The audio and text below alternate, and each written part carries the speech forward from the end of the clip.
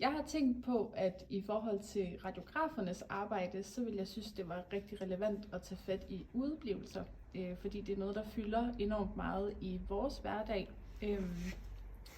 Og vi har jo sådan et meget fast dagsprogram i løbet af dagen, så hvis patienterne ikke dukker op, så får vi lige pludselig sådan nogle store huller, hvor der var andre patienter, der vil kunne komme til. Og især også i forhold til, at vi jo har længere og længere sådan ventelister, så at det vil være meget relevant ligesom at få flere patienter igennem. Og jeg tænker også, at det er en problemstilling, som mange professioner ligesom har på forskellige vis.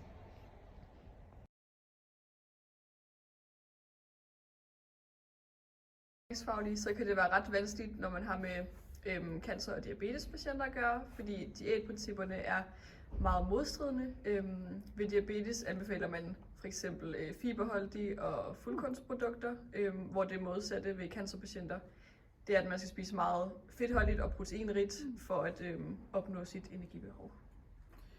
Ja, men altså, problemet med den der fedtholdige mad, det er også, at vi får problemer, når vi tager blodprøver, fordi det bliver så en smudsig prøve, vi overhovedet ikke kan få noget resultat ud fra. Altså, det er sådan fedtholdig diæt seriøst.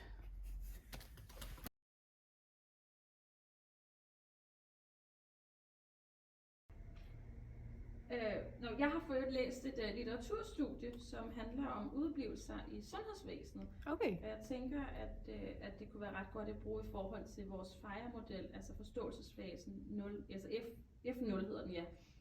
Jamen, det lyder rigtig godt.